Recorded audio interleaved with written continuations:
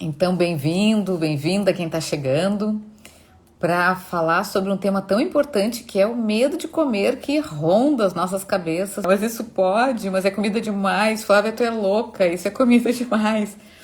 E que, aliás, essa crítica, entre aspas, me acompanha há muito tempo já, porque as pessoas vêm buscar o emagrecimento com a expectativa de cortar tudo, né? Então, quando vem para a orientação nutricional, já me contam, posso começar a semana que vem? Ou então, vim preparada, me despedi ontem do que eu queria para poder vir.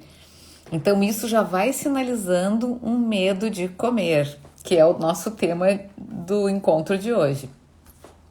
Então, a gente não vai ficar, boa noite, bem-vinda. A gente não vai ter uma live muito grande, né? Vai ser em torno de uns 40 minutos para falar de algo que intriga e peço a participação de vocês, se quiserem contribuir com alguma questão, com algum comentário, muito bem-vindo. Quando a gente começa a falar sobre o medo de comer, me remete às pessoas que vêm sempre buscar o emagrecimento com a expectativa de não comer nada, porque comer já vem com um conceito, um pré-concebido de que para emagrecer eu preciso cortar tudo, né? Porque muito já transitou em diferentes métodos, em diferentes orientações e percebe que do jeito que está funcionando não está dando certo, então vem com essa estratégia de cortação de tudo, né? Então, a ideia é a gente falar um pouquinho sobre isso. O que é necessário realmente para que a gente emagreça e como que a gente vai lidar com esse medo, né? Então, na verdade, faço parte de um grupo de estudos que a gente lê literatura científica, artigos e se apropria, discute, né, nos encontros. E há poucos dias a gente estava falando sobre a ansiedade e da origem dos nossos medos, né? Daí foi que eu cheguei a essa nossa temática de hoje. Então, a origem, né, nos primórdios, na era das cavernas, nos primórdios do ser humano, o que acontecia? Era acionado o nosso sistema de luta e fuga. Nós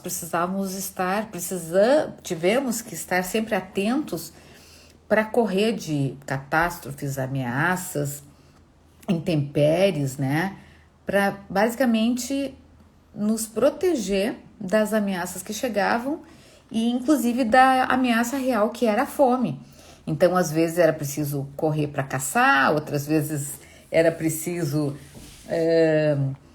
correr para não ser comido, engolido, para não ser sufocado, né? E isso provavelmente ficou no nosso inconsciente, essa tendência a ficar na expectativa de uma necessária luta e fuga. Bom, mas havia uma ameaça real. E como é hoje? O que nos ameaça hoje? Para uma grande parcela da população, a gente sabe que o que ameaça é a falta de comida, mas no caso da obesidade, o excesso também vai causar angústia, preocupação e medo. E daí eu fico pensando, o que gera esse medo? E medo do quê? É medo de comer demais e perder o controle? Me ajudem-se a isso. É medo de engordar com o que eu como? É medo de não emagrecer como eu gostaria quando eu como? Então vejam que são vários medos que nos rondam. A própria pandemia, né? A gente sabe que o Brasil teve um ganho, um aumento de peso numa média de 6 quilos por pessoa no Brasil na pandemia. E se a gente vai pensar o que aconteceu na pandemia? Gerou aquela situação, insegurança, angústia, privação, isolamento social, e tudo isso provavelmente com grande medo da morte, medo pelos nossos. Então, o medo é um monstro que habita a nossa cabeça e muitas vezes pode nos atrapalhar nessa hora de autocuidado, que a gente vem falando sempre aqui, né? Então, às vezes a gente pode parar para pensar assim, o que me engorda mesmo? É o comer muito? É o comer coisas, alimentos e bebidas extremamente energéticas, porque tem muita caloria e a gente não gasta o suficiente daquilo que a gente ingere, então dá o desbalanço? Ou é comer sempre as coisas que são mais energéticas e não eventualmente? Então vejam que a gente precisa definir o que é que realmente faz o ganho de peso para não precisar entrar no radicalismo de cortar tudo e ficar com medo de comer, como a gente vem falando agora. As pessoas preferem cortar os alimentos do que aprender a comer. Isso também tem observado quando chegam, né? Então parece que fica mais fácil dizer não como mais à noite, não vou jantar nunca mais, e daí isso vai me ajudar a controlar aquele monstro que nasce depois das 6 da tarde, que é a hora que a coisa acalma o dia a dia e a gente precisa dessa companhia do alimento. Só que é justamente nesse horário é que começa a gerar a fome. Deixa eu ver uma contribuição aqui da Eli. Para mim, precisei cortar farinha branca e açúcar, já que meu colesterol está a 274, então é preocupação mesmo, sim. Porque o colesterol, ele tem o colesterol nosso, sanguíneo, que vem, que nós produzimos, e tem o colesterol que vem da dieta. Então, quando acontece do colesterol estar alterado, às vezes geneticamente a gente já tem essa tendência também, a gente tem que pensar em quê? O que vai gerar o colesterol e o que melhora ele? Então, uma palhinha para ti. Aveia, cenoura cozida e berinjela são referidas em vários estudos mostrando redução do colesterol sanguíneo. E, de uma forma geral, aumento de vegetais e de frutas, para que a gente tenha esse colesterol sendo limpinho, nossos vasos sanguíneos sendo limpinhos das gorduras. E, claro, redução da gordura animal, né? Então, o queijo amarelo, eu tenho visto muita gente comendo asinha de frango, como é que chama aquela outra parte do frango que as pessoas tulipinha, que é basicamente colesterol ali, carne mesmo não tem. Então, se a gente puder dar uma balanceadinha nisso aí, já vai com certeza refletir na melhoria dos índices de colesterol. E o açúcar tem relação com a glicose sanguínea, né? Então, que também diabetes aí tá estourando em todo mundo. À medida que passam a comer as farinhas brancas, os biscoitos, os alimentos que dizem que são para-diabéticos e daí tu vai olhar o rótulo e não é bem assim. Então tudo tem que ser observado, porque senão facilmente a gente está comendo errado sem se dar conta. Quanto mais uma pessoa restringe, pessoal, e controla, mais ela se estressa e mais perde o controle. E daí a gente volta para os tempos das cavernas, onde o medo era que imperava a nossa relação com o mundo. Então, poder modificar essa relação com o alimento é salutar, é saudável, porque se a gente for pensar, há poucos anos atrás, nós não tínhamos uma obesidade explodindo como se tem hoje. Às vezes as pessoas comiam banha de porco, comiam o que tinha, o pão era feito caseiro, a geleia era caseira, mas era uma forma de comer, uma relação com o comer de forma diferente do que é hoje. Então, se a gente puder ficar atento aos industrializados, nossa, a gente já vai estar indo por um bom caminho e comendo a comidinha, aquela feita por nós, quando é possível, e organizada quando a gente para pensar sobre isso, né? Então, hoje eu vou dar algumas dicas de como se proteger desse medo, tendo uma relação mais tranquila com a alimentação. Então, bem-vindo quem está chegando agora. A gente está falando sobre o medo de comer e que às vezes não tem o fundamento, porque a gente vai seguindo tudo que é estratégia que todo mundo fala e a gente acaba sem ter, às vezes, o apoio e a orientação profissional adequada, né? Perdendo tempo, perdendo grana, enfim, aumentando o sofrimento emocional, porque a gente sabe que essa oscilação de peso nos detona muitas vezes. Então eu queria trazer para vocês algumas falas que eu tenho escutado nos atendimentos e que eu fiz questão de trazer, para a gente pensar juntos, assim, se precisa tudo isso, né? Então, não tomei o café da manhã e daí fiquei com muita fome e fui almoçar às 2 da tarde. O que eu devo fazer? Ah, eu tenho 1.500 calorias, Flávia, quem sabe então, já que eu não tomei o café da manhã, não comi mais nada até às 2 da tarde, quem sabe eu posso comer tudo agora, de uma vez só, né? Então, isso chega para mim. Cortar o café da manhã, cortar o almoço ajuda? Ou então, como outra pessoa me disse, né, que eu vou chamar de Patrícia, fui num buffet livre, que é um problema para mim. No primeiro dia, ok, fui selecionando e deu tudo certo. No segundo dia, eu comi uma sobremesa. No terceiro dia, eu comi 2 sobremesas. No quarto dia, foi ladeira abaixo, perdi o controle. Então, essa sensação de que perdi o controle, não sei mais me alimentar, não consigo ficar nas porções certas, não consigo dar limite, é real e nos afeta. E a gente tem que desmanchar isso. Ou então, a pessoa que avalia apenas o emagrecimento, a perda de peso para se liberar. Então, se emagreci 3 quilos, então já posso. Já que, e daí começa a de novo gerar o descontrole. Quando a guarda baixa, expressão de uma pessoa que eu atendo, eu canso e daí eu relaxo depois de estar cansado e daí eu volto a comer. E quando eu volto a comer, eu começo a ter compulsão e a ganhar peso.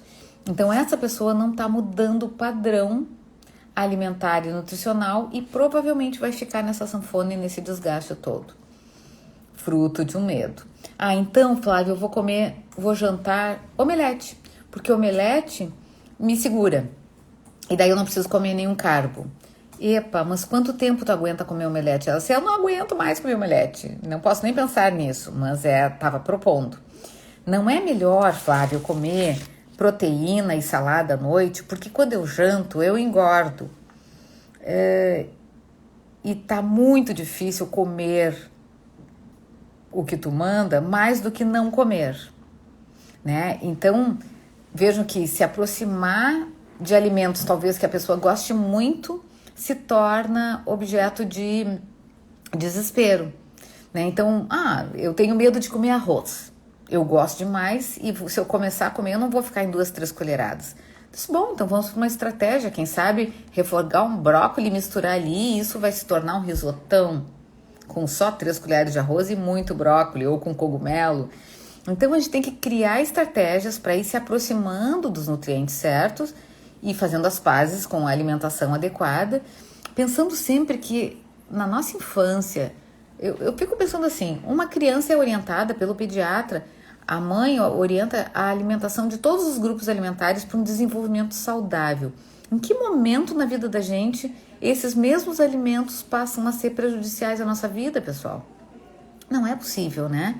Então o caminho vai ser realmente reconstruir isso, desmanchar esses pensamentos. Outra questão que me trouxeram, dietas radicais são mais fáceis, a gente não precisa pensar. Opa! Então vejam, claro, dá um trabalho, né? Ir na feira, comprar as coisas, preparar, pensar o que eu vou ter que comer mais adiante. Tudo isso exige um esforço, um empenho. E daí talvez seja mais fácil realmente radicalizar e fazer uma dieta restritiva. Mas e por quanto tempo a gente aguenta isso, né? A gente tem falado sobre isso em outros momentos. Flávia, tenho 3 festas, mas daí eu queria te pedir um detox. Daí eu faço um detox de terça a sexta e daí sexta-feira eu vou para as festas e posso comer à vontade. O que isso está representando?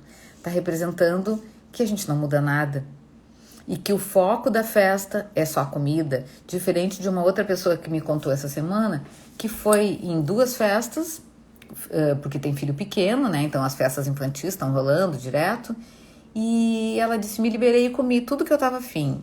Daí eu perguntei, comeu como comia antes de fazer o programa alimentar adequado que tu está fazendo? Não, comi muito menos, saí de casa alimentada, cheguei lá, observei o que tinha para comer, selecionei o que eu queria comer, à noite jantei depois de ir para casa, belezura. Entende? Diferente de uma pessoa que já está armando a arapuca para poder cair de boca em tudo e depois se sentindo muito frustrado, se sentir vitimizado, né? Fiquei vítima da minha própria desorganização, porque quando eu consigo segurar o timão, né? Eu tô com a mão na direção, com as redinhas do cavalo, eu vou me guiar para uma outra forma de me relacionar com a alimentação, onde tudo é possível. Preciso ir magro no aniversário da minha avó, no casamento da minha amiga, para poder comer tudo. De novo, né? Depoimentos do dia a dia que a gente tem que desconstruir e reconstruir. Ou então, uma amiga tá tomando remédio tal, o que tu acha? Uma amiga tá tomando cápsulas de cactos, o que tu acha? E daí vem assim, muitas inseguranças e tentativas de conter. E o que a gente está propondo é o equilíbrio, né? Será que eu preciso, no momento que eu resolvo me cuidar, tá? Hoje, segunda-feira, aqui no sul tá friozinho, mas eu resolvo me cuidar a partir de... Hoje é terça, a partir de amanhã, quarta-feira. Eu preciso ser 100% saudável, eu preciso fazer os meus cuidados alimentares 100%, senão não vale. Assim funciona a cabeça de quem sofre de obesidade, o 880. Ou eu faço tudo 100%, ou eu não faço nada e piso na jaca e ando ladeira abaixo, como expressou essa pessoa que eu atendo. Então, não precisamos ser 100%, ninguém é 100%, né? Vamos poder ir corrigindo a rota, valorizando cada mudança, cada atitude, como ir numa festa e comer de uma forma diferente, como planejar o dia de amanhã, como olhar um buffet antes de servir para ver quais as melhores opções, como comer mais devagar, prestando atenção, não associando com televisão ou telinha, né? Isso vai nos deixar a informação no cérebro chegar a tempo de eu ver onde é que é o meu limite. Então, são aprendizados. Para prevenir obesidade, recaídas, a gente vai precisar se conhecer, saber o que é tóxico para ti, que ambiente faz mal, o que eu devo ou não ter em casa à disposição, o que me ajuda e o que me atrapalha nessa hora. E pensando nisso, me pesar diariamente ajuda? Não, né, pessoal? Porque não é a balança que vai me controlar na hora do H, aqui e agora.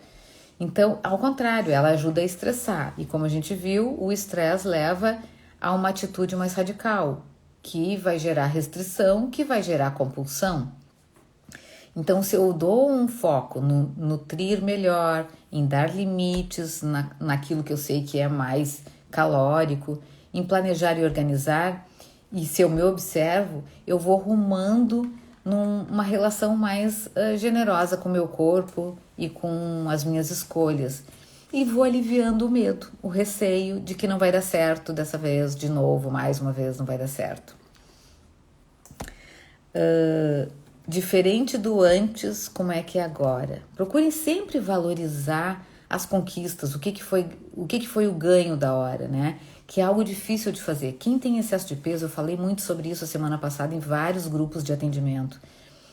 Eu comecei perguntando nos grupos, né? Quem aqui, como é que vocês se relacionam com o mundo?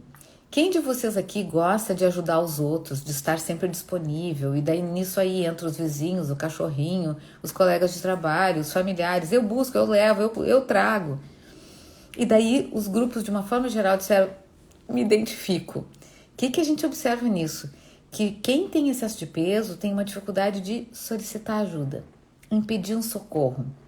Eu não aguento mais cozinhar, mas daí não pede para o companheiro, para os familiares, uma mãozinha na cozinha, porque é realmente trabalhoso cozinhar. Essa pandemia nos obrigou a ficar mais na cozinha, aprendemos que às vezes é vantajoso, mas dá trabalho, né, gente? Então, por que não pedir ajuda quando a gente percebe que, olha, estou precisando de uma noite de sono?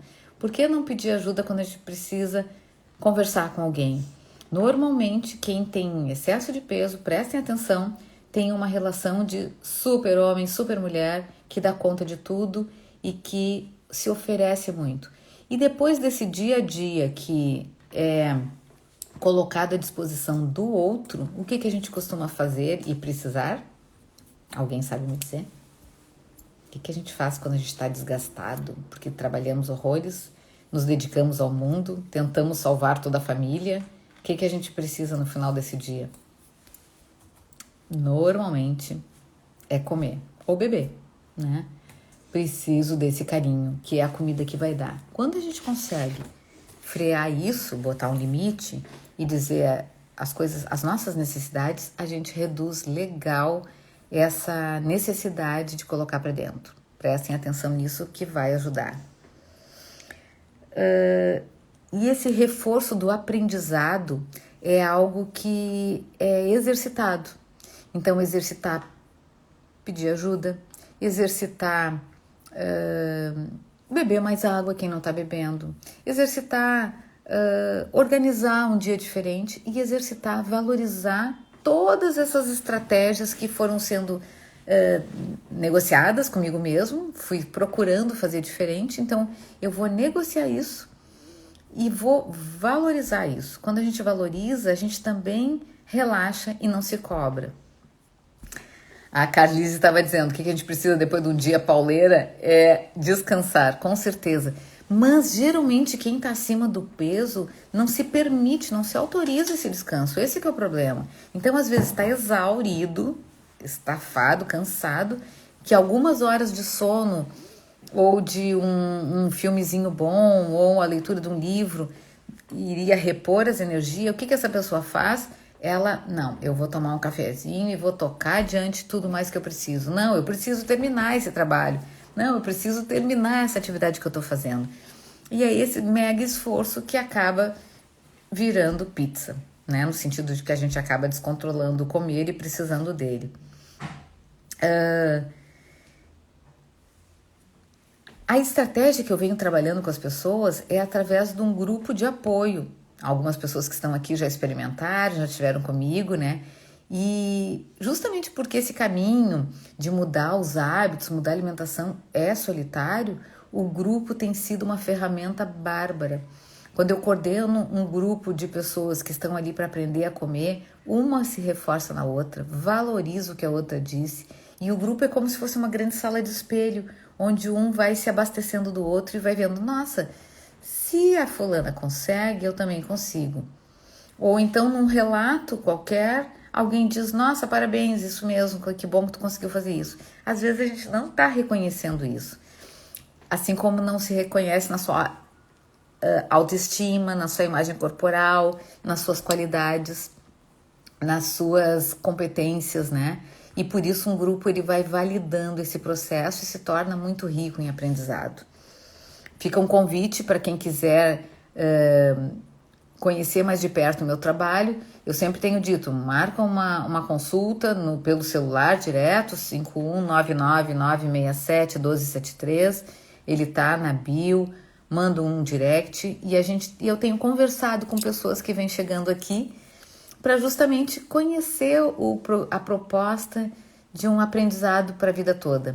A gente quer garantir uma manutenção de hábitos saudáveis ao longo da vida, sem restrição, sem privação, sem condutas dietistas, né, que são bem comuns em quem busca o caminho aí de um peso mais saudável, uma vida alimentar mais saudável.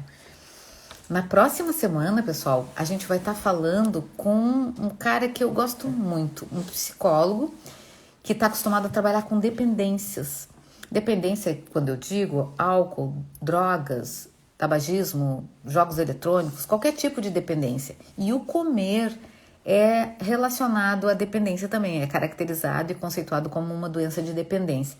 Então, vai estar conosco na próxima terça-feira, às 20 horas, o Edilson Pastore, que já aceitou meu convite, e que a gente vai estar fazendo esse debate. E o título que a gente vai estar discutindo vai ser Ansiedade e Compulsões.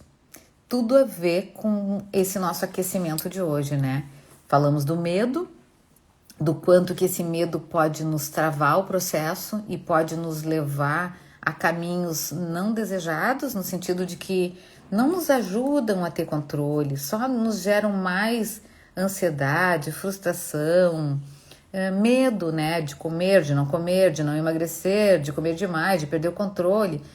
Vamos desmanchar tudo isso. Ai, que bom, tá? Dando um parabéns. É o caminho, o equilíbrio para toda a vida, sim.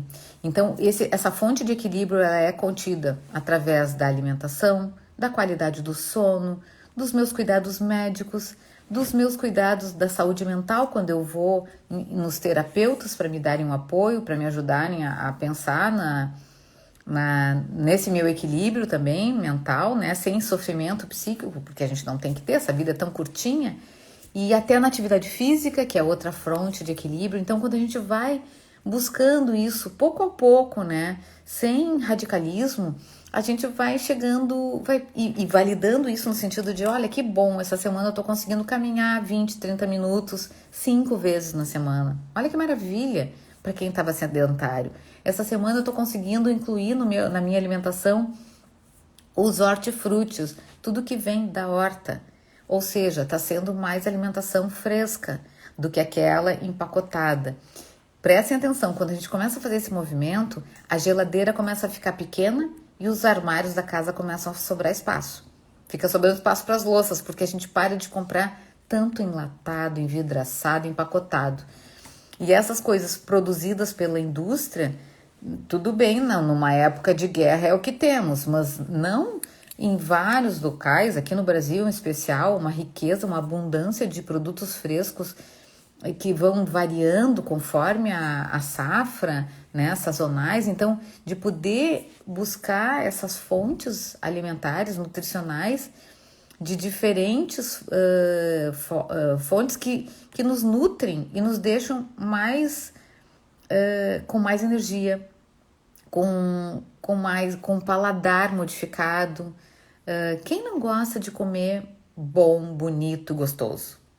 E para emagrecer, eu preciso cortar isso tudo? Claro que não, né? Então, desmanchar essa crença que em algum momento a gente precisou se utilizar ou por orientações indevidas, ou pelo desespero, ou porque alguma amiga contou que estava dando certo, agora radicalizei, não janto mais e está resolvido o problema. Ora, pouco tempo atrás a gente ouvia médicos orientando, depois das 8 não come mais nada, né? Quando justamente é ali que mora o monstro interno que vai fazer o meu come-come disparar. Então, não comer talvez dê certo algumas noites, mas todas, gente, significa daqui a pouco ter uma noite longa sem comer nada e amanhã acordar. Não, mas eu não sinto fome de manhã, Flávia. Ok, mas em que momento vai dar a abertura da boiada? Abriu a porteira para a boiada passar. Em algum momento o elástico arrebenta quando a gente está fazendo uma privação desnecessária. Ainda mais, principalmente, quem tem obesidade, no sentido de ter um impulso sem freio no comer, a compulsão, no sentido de usar a comida para se equilibrar, para todas as emoções, né? A gente vê no dia a dia. Eu precisei comer porque eu estava triste, porque eu estava cansado, porque eu estava sem nada de bom para fazer. Então, muitas vezes, o alívio das tensões, das emoções, vem do alimento. E a gente vai ter que modificar esse código, essa regra, para que a gente possa comer prazerosamente, para se satisfazer e para que o organismo se satisfaça também, mas deixando o alimento na medida certa, como fonte de equilíbrio. Então, eu fico... agradeço a participação de vocês. Hoje a gente vai fazer uma live um pouco mais curtinha, porque eu tenho um outro encontro daqui a pouquinho. E a mensagem é essa, né? O comer com receio, com medo, está relacionado muitas vezes à desinformação ou a processos, às vezes encaminhados por serem mais fácil, como já ouvi muito de pessoas que eu atendo, né? É mais fácil não comer do que aprender a comer. Então, o nosso grau de determinação, né? De decisão de que eu quero fazer diferente, tem a ver com maturidade, né? Eu vou fazer um empenho, Eu acho que a gente não tem que ficar contando com força de vontade, porque ela acaba, né? Mas eu preciso ter uma organização e um planejamento se eu estou me propondo a mudar essa história. E nesses 35 anos de trabalho com obesidade, eu vejo que é possível fazer a virada. Quando? Quando há apoio da família, quando eu me proponho a fazer diferente, quando eu me organizo, quando eu estabeleço, como eu falei no grupo de segunda-feira, micrometas. Ao invés de pensar, eu tenho que emagrecer 5 quilos esse mês, eu posso pensar que eu vou começar minhas caminhadinhas. Eu vou começar a trazer do mercado cada vez mais vegetais e frutas. São micrometas, pessoal, que vão fazer a diferença e a mudança do hábito alimentar, do hábito esportivo, da mudança de cabeça, para que a gente possa usar o alimento na medida certa, sem que ele seja o vilão, né? Ao contrário, que ele consiga, a alimentação seja rica e seja o nosso remédio, né? Como já diziam os filósofos antigamente, que o alimento seja o nosso remédio, que o nosso remédio seja o nosso alimento. E acredito realmente nisso, né? Que a gente não precise comer de tudo com equilíbrio. Isso mesmo, doutor Antônio. A gente sabe, né, da nossa infância primeira, a importância dos nutrientes para o crescimento, para o desenvolvimento intelectual, cognitivo. Como que a gente, em determinado momento, vai restringir isso, tirar? Não faz o menor sentido, né? Então, desmanchar. E eu sempre pergunto assim, isso me convence? Hoje mesmo me mandaram um videozinho de um profissional que está nas redes divulgando que o arroz que fica na geladeira muitos dias vai ficar menos glicemiante, vai ter menos prejuízo. Então, assim, eu acredito nisso? Dá para confiar nessa informação? Me convence? Então, a gente poder se questionar para poder ver que barco que a gente vai subir nessa estrada aí da vida, né?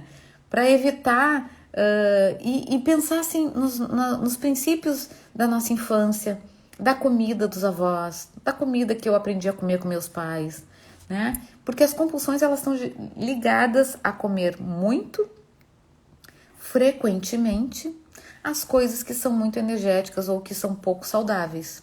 Então, dá para ir mexendo nisso aos pouquinhos, sem sofrimento, sem restrição e privação, para um caminho mais saudável. Ok? Que bom que vocês todos estiveram aqui comigo. Essas lives têm ficado gravadas no YouTube e no Instagram também. E eu espero todos vocês na próxima terça-feira sobre ansiedade e compulsões variadas. Ok? Um abraço grande. Obrigada pela participação. Quem quiser, claro, marca certa comigo um horáriozinho que vai ser sempre um prazer receber ex-clientes e clientes futuros.